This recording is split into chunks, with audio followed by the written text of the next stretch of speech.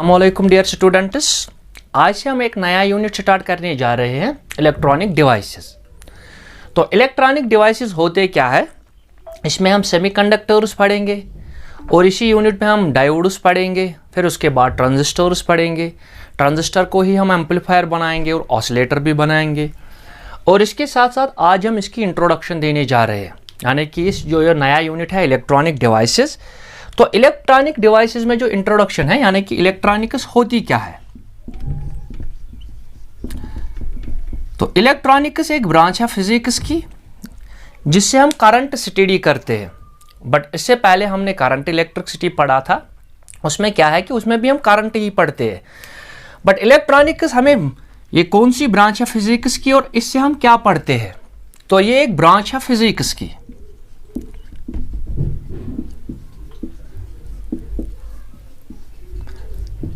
तो इससे हम क्या पढ़ते हैं, यानी कि इससे भी हम करंट ही पढ़ते हैं, यानी कि फ्लो ऑफ चार्जेस।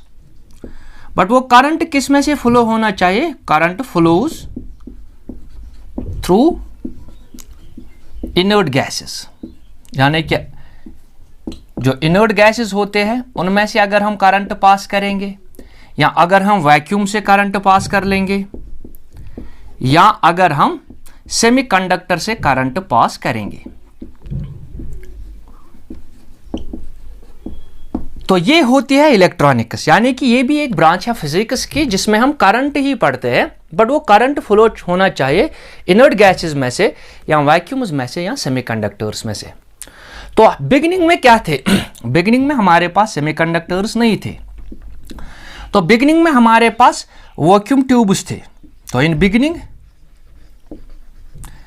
बिगिनिंग में हमारे पास ये जो इलेक्ट्रॉनिक डिवाइसेस थे, कौन थे, वैक्यूम ट्यूब्स।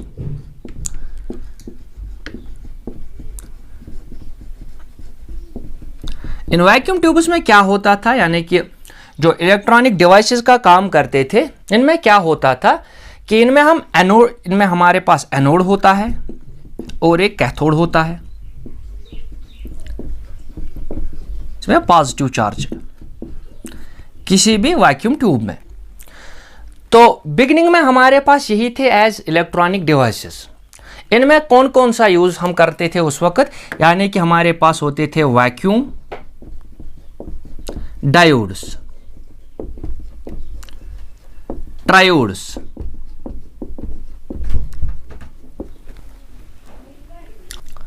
वैक्यूम टेट्रोड या पेंटोड। तो ये हम यूज कर रहे थे, यानी कि वैक्यूम डायोड्स भी, वैक्यूम ट्रायोड्स भी, टेट्रोड्स या पेंटोड्स, ये हम यूज करते थे एज इलेक्ट्रॉनिक डिवाइसेस। बट 1948 में हुआ क्या, इन 1948 ट्रांजिस्टर डिस्कवर किया गया।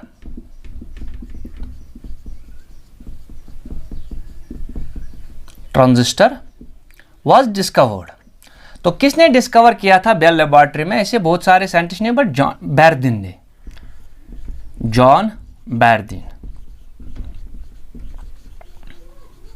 इसने ट्रांजिस्टर को इन्वेंट किया था इन 1948।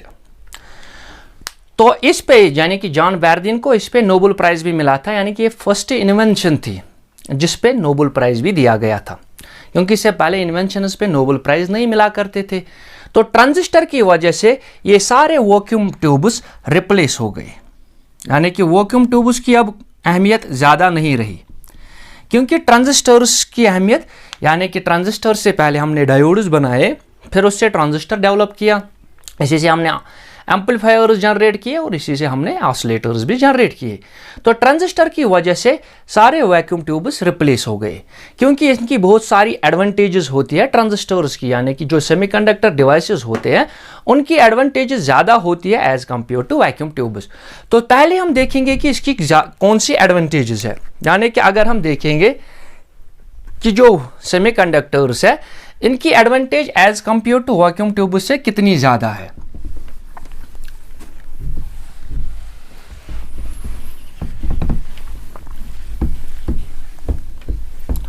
तो अगर हम एक तरीके से लिखेंगे सेमीकंडक्टर्स और दूसरे इसे में लिख लेंगे वैक्यूम ट्यूब्स। तो एडवांटेजेस देखेंगे हम सेमीकंडक्टर्स की ओवर किसके ऊपर, यानी कि वैक्यूम ट्यूब्स।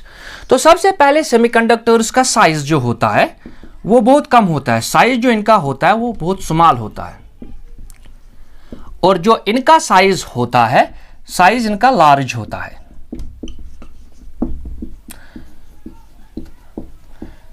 तो जो भी डिवाइस हम इससे बनाएंगे, यानी कि सेमीकंडक्टर से जो भी डिवाइस हम जनरेट कर लेंगे, यानी कि जो भी डिवाइस बनेगा तो उसकी साइज कितनी होगी, क्योंकि उसमें जो सेमीकंडक्टर्स है वो स्मॉल है, तो डिवाइस की साइज भी स्मॉल रहेगी, स्मॉल साइज यानी कि कंपैक्ट बनेगा।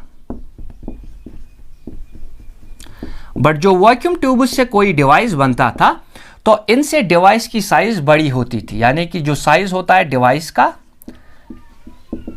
तो साइज बड़ी होती थी, यानी कि लार्ज साइज। तो इसीलिए हमने ज़्यादा प्रेफरेंस दी सेमीकंडक्टर्स को, क्योंकि इनकी साइज जो होती है वो स्मॉल होती है।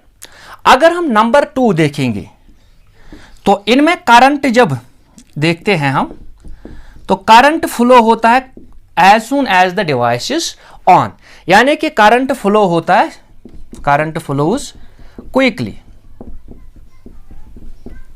यानी कि जो ही हम डिवाइस को ऑन करते हैं तो सेमीकंडक्टर्स में से करंट फ्लो होना शुरू होता है, तो हमें इंतजार नहीं करना पड़ता है।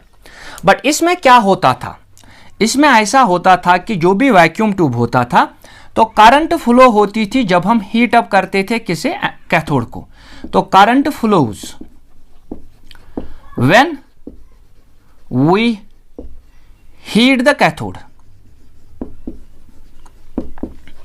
तो पहले हमें कैथोड को हीट देनी पड़ती थी, जब कैथोड से इलेक्ट्रॉन फिर यानी कि जब हीट अप हुआ कैथोड तो तब जाके जो इलेक्ट्रॉन्स होंगे वो फ्लो होना शुरू होंगे, इलेक्ट्रॉन्स फ्लो। तो करंट में क्या होता था वैक्यूम ट्यूब्स में, तो हमें पहले हीट अप करना पड़ता था कैथोड को, तो कैथोड से इलेक्ट्रॉन्स निकलने में टाइम लगता था, तो हमें वेट करना पड़ता था, यानी कि we have to wait for some time. तो हमें कुछ टाइम के लिए इंतजार करना पड़ता था कि करंट कब फ्लो होगा वैक्यूम ट्यूब्स में। बट इनमें क्या होता है, as soon as we on the device, जब भी हम ऑन डिवाइस करते तो करंट फ्लो होना शुरू होता है, बट इनमें हमें वेट करना पड़ता था। तो अगर हम नंबर 3 देख लेंगे इनकी प्रॉपर्टीज, तो ये ऑपरेट होते हैं लो वोल्टेज पे, ऑपरेट्स ऑन लो वोल्टेज।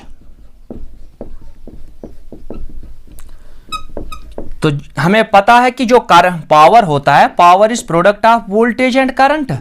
तो जब हम ये ऑपरेट करते हैं लो वोल्टेज पे तो जो पावर कंजप्शन है तो पावर कंजप्शन इज स्मॉल, तो पावर भी कंज्यूम ये बहुत कम करते हैं सेमीकंडक्टर डिवाइसेस। बट अगर हम इनमें देखेंगे तो इनमें बहुत सारी वोल्टेज यानी कि ऑपरेट्स एट हाई वोल्टेज, तो ये ऑपरेट करते हैं हाई वोल्टेज पे। तो जो पावर कंजप्शन हुई यानी कि पावर कंजप्शन इज मैक्सिमम, तो ये पावर कंजप्शन करते हैं मैक्सिमम कंज्यूम्स। तो इनमें बहुत सारा पावर यानी कि बर्बाद होता था, जाया होता था, बट इसमें ज्यादा पावर जाया नहीं होता है।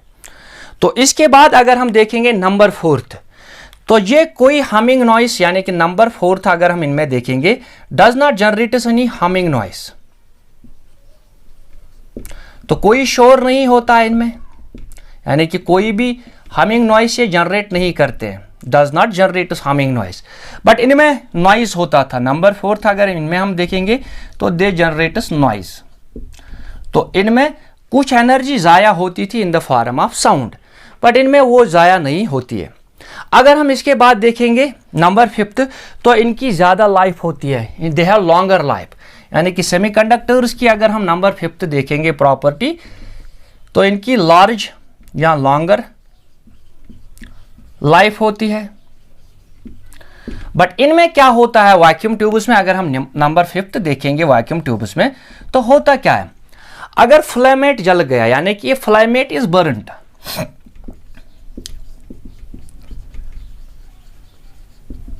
तो अगर इनका फिलामेंट बर्नट हुआ तो ये अब किसी काम के नहीं होते हैं, तो दिस मीन्स इन्हें शॉर्ट लाइफ होती है, शॉर्ट लाइफ। तो इनकी जो लाइफ होती है वो बहुत कम होती है, क्योंकि अगर फिलामेंट जल गया तो ये किसी काम के नहीं होते हैं फिर, बट इनकी लाइफ जो होती है वो लॉन्गर लाइफ होती है। अगर हम इसी के साथ साथ नंबर 6 इनकी प्रॉपर्टी देखेंगे, तो नंबर 6,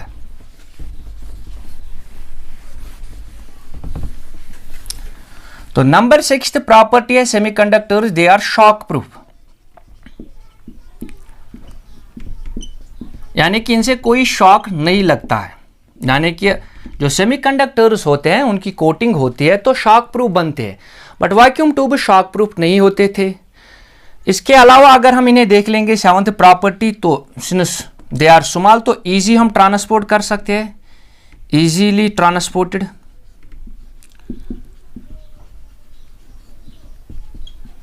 तो इन्हें हम एक जगह से दूसरी जगह इजीली मूव करा सकते हैं, बट इनकी साइज ज़्यादा होती है वैक्यूम ट्यूब्स की, तो क्या होता है, ट्रांसपोर्ट करने में डिफिकल्टी आती है।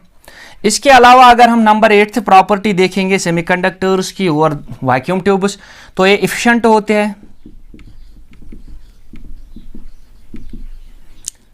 रिलायबल होते हैं, यानी कि जो भी हम इनसे काम चाहते हैं वो हासिल कर सकते हैं। तो इफिशिएंट होते हैं as compare to vacuum tubes से, यानी कि इनका जो काम जो आउटपुट हमें इनसे मिलता है वो ज़्यादा होता है as compare to vacuum tube से, दैट इज़ इफिशिएंट होते हैं, रिलायबल, यानी कि जो भी हम चाहते हैं इससे हासिल करें वो हासिल करते हैं। जैसे हम डायोड्स, ट्रांजिस्टर्स, ऑसिलेटर्स, एम्पलीफायर्स इनसे बना सकते हैं।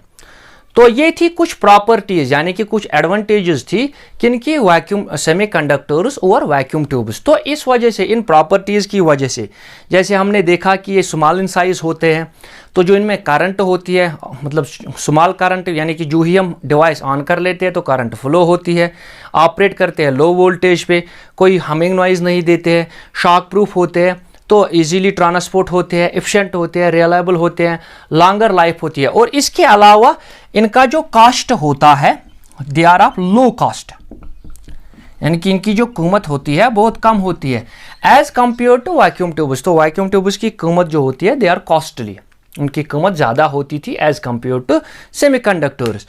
तो इस वजह से हमने वैक्यूम ट्यूब्स को रिप्लेस किया और उसके बदले यूज़ किए सेमीकंडक्टर डिवाइसेस। अब हम अगर चाहेंगे कि ये जो सॉलिड्स होते हैं इन्हें हम डिफरेंशिएट कर ले, यानी कि कौन से इन सॉलिड्स में कंडक्टर्स होंगे या मेटल्स होंगे, इंसुलेटर्स कौन होंगे और सेमीकंडक्टर्स कौन होंगे, तो हमारे पास बहुत सारी थ्योरीज है। जैसे हम डिफरेंशिएट करेंगे इन्हें on the basis of their conductivity and resistivity, या हम करेंगे एनर्जी बैंड के जरिए इन्हें डिफरेंशिएट, या हमारे पास होती है वैलेंस बॉन्ड थ्योरी। तो इससे हम कह सकते हैं कि कौन से मेटल्स हुए कंडक्टर्स, कौन हुए इंसुलेटर्स और कौन हुए सेमीकंडक्टर्स। तो अब हम डिफरेंशिएट करेंगे यहां से क्लासिफिकेशन।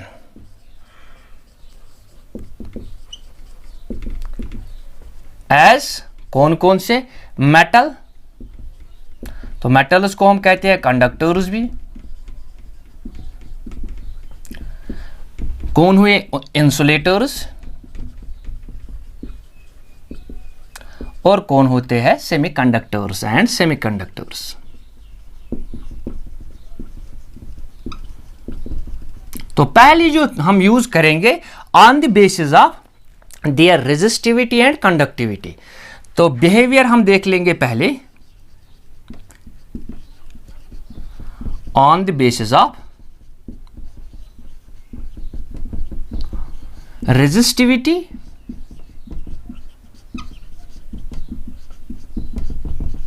और कंडक्टिविटी। तो कौन से सॉलिड्स होंगे मेटल्स या कंडक्टर्स, कौन होंगे इंसुलेटर्स और कौन होंगे सेमीकंडक्टर्स। तो पहले हम इनका बिहेवियर देखेंगे ऑन द बेसिस ऑफ उनकी रेजिस्टिविटी, यानी कि अपोज करने की क्षमता कितनी होती है या उनमें करंट फ्लो होने की क्षमता कितनी होती है। तो अगर हम ऑन द बेसिस ऑफ ये डिफरेंशिएट करेंगे तो सबसे पहले हम लिखेंगे कंडक्टर्स क्या होते हैं।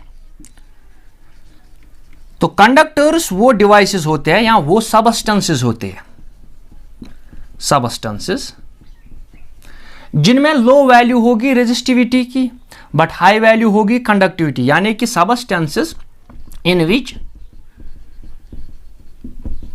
Resistivity rho is high is small. तो अपोजिशन यानी कि अपोज करने की क्षमता इनमें कम होती है, बट अगर हम कंडक्टिविटी सिग्मा देखेंगे तो इनकी लार्ज होती है। अगर हम ये रो देखेंगे यानी कि कंडक्टर्स में, तो रो होती है 10⁻⁻² टू 10⁻⁻8 ओम मीटर्स, क्योंकि जो रेजिस्टिविटी होती है उसकी यूनिट होती है ओम मीटर, क्योंकि हमें मालूम है कि रेजिस्टिविटी रो होती है resistance area of the conductor divide by length. तो यहाँ से हमें मिलता है रेजिस्टेंस का यूनिट ओम, एरिया की होती है मीटर स्क्वायर और लेंथ की होती है मीटर। 1 मीटर से कैंसिल होगा तो ओम मीटर हमें यहाँ से यूनिट मिलेगा। तो कंडक्टर्स की रेजिस्टिविटी कितनी होती है 10⁻⁻² से 10⁻⁻8 ओम मीटर्स।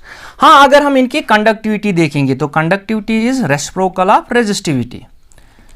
तो कितना होगा 10⁻² टू 10⁻⁸, बट साइमन पर मीटर या मो पर मीटर या ओम इनवर्स मीटर इनवर्स।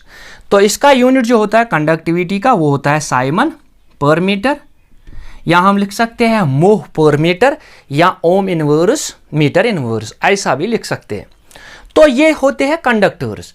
हाँ, अगर हम इनके बाद देखेंगे इंसुलेटर्स, नंबर 2 पढ़ेंगे इंसुलेटर्स। तो इंसुलेटर्स कौन सी सबस्टेंस होंगी अब?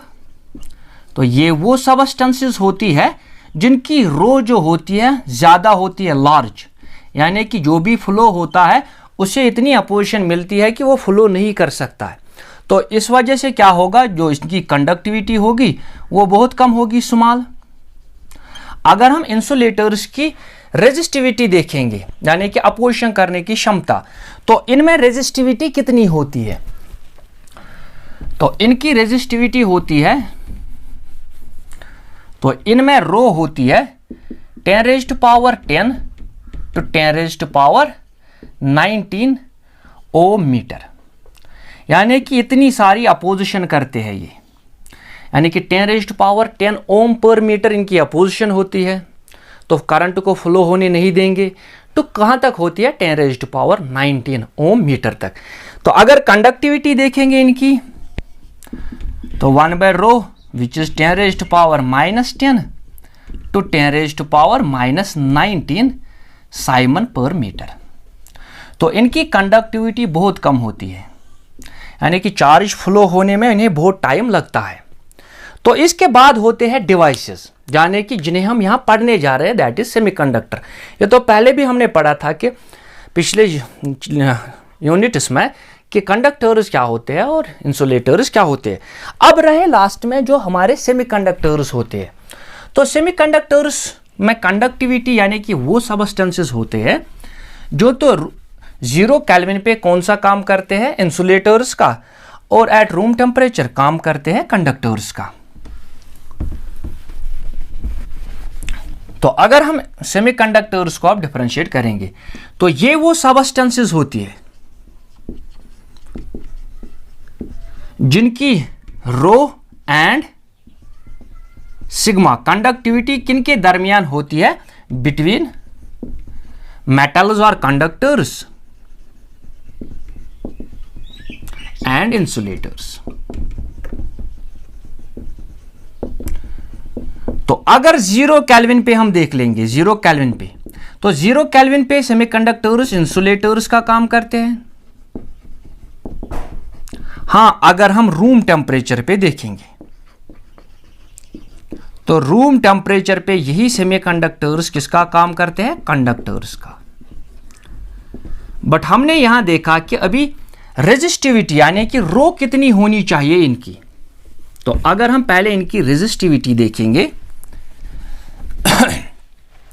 तो रो जो इनका होता है अपोजिशन करने की क्षमता वो होती है 10⁻0 टू 10⁻5 ओम मीटर्स। तो इतना अपोजिशन कर सकते हैं ये सेमीकंडक्टर्स।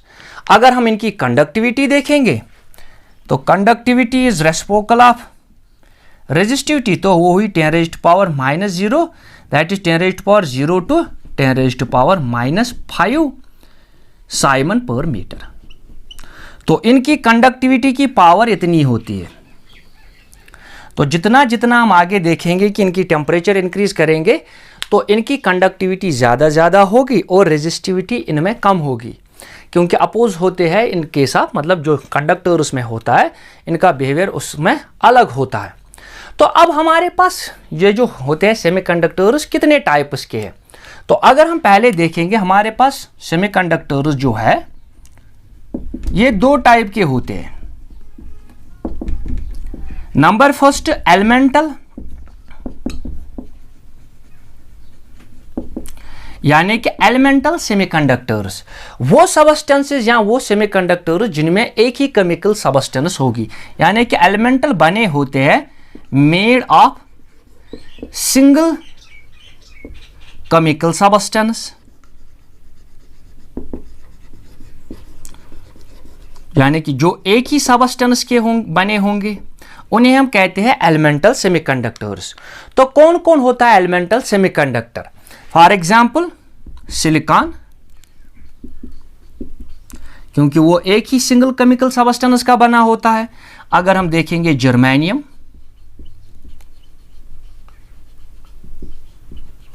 टेलोरियम, तो ये होते हैं एटसेट्रा, ये होते हैं एलिमेंटल सेमीकंडक्टर्स, क्योंकि ये एक ही सिंगल केमिकल सबस्टेंस के बने होते हैं। तो अगर हम दूसरी टाइप देखेंगे सेमीकंडक्टर्स की यहां पे, तो वो होते हैं कंपाउंडल सेमीकंडक्टर्स। तो नंबर 2 इज कंपाउंडल।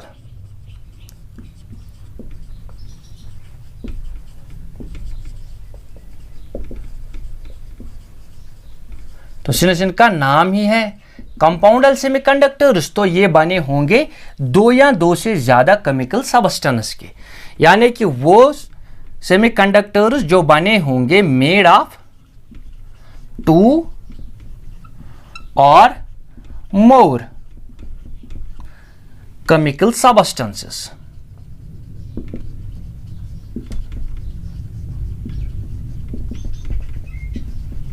तो जिनमें दो या दो से ज्यादा केमिकल सबस्टेंस होंगी तो उन्हें हम कहेंगे कंपाउंडल सेमीकंडक्टर्स। फॉर एग्जांपल कौन कौन सा इसमें हम यूज करते हैं? For example gallium arsenide,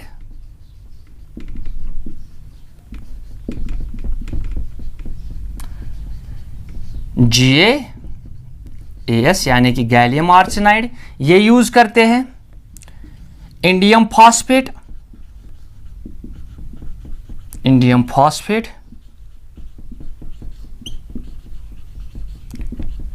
InP। इसके बाद अगर हम देखेंगे लेड सल्फाइड,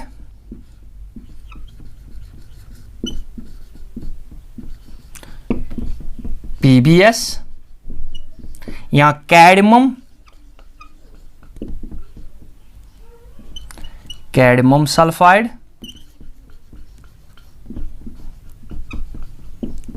CdS। तो ये होते हैं कंपाउंडल सेमीकंडक्टर्स जिन्हें हम यूज करते हैं। इसके बाद ये जो कंपाउंडल सेमीकंडक्टर्स होते हैं इन्हें खुद के 3 टाइप्स होते हैं, यानी कि ये खुद हमने डिस्ट्रीब्यूट किए अपने 3 हिस्सों में। यानी कि जो कंपाउंडल सेमीकंडक्टर्स है इनके टाइप्स होते हैं 3, यानी कि ऑर्गेनिक सेमीकंडक्टर्स, या इसके बाद जो नंबर 2 होगा इनऑर्गेनिक, और जो तीसरा टाइप होता है इनका ऑर्गेनिक पॉलीमर्स।